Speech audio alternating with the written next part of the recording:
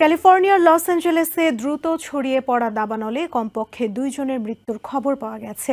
এছাড়া 1000-এর বেশি স্থাপনা আগুনে পুড়ে ধ্বংসপ্রাপ্ত হয়েছে বলে জানিয়েছে লস অ্যাঞ্জেলেস ফায়ার ডিপার্টমেন্ট।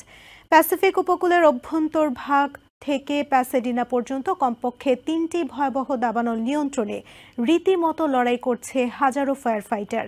এর মধ্যে ঝোড়ো বাতাসের কারণে বাড়তে থাকা আগুনে লস অ্যাঞ্জেলেসের অভিজাত এলাকা প্যাসিফিক পলিসেডসের প্রায় 4.5 বর্গমাইল এলাকা পুড়ে ছাই হয়ে গেছে।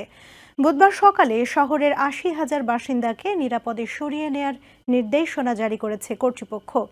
একই সাথে বিদ্যুৎ বিচ্ছিন্ন হয়ে পড়েছে শহরের প্রায় 300,000 গ্রাহক। এ ঘটনায় ওয়াশিংটন ডিসিতে সাবেক প্রেসিডেন্ট জিমি কার্টারের শেষকৃত্য অনুষ্ঠানে অংশ নেয়ার বিষয়টি বাতিল করেছেন গভর্নর গেভিন নিউসম।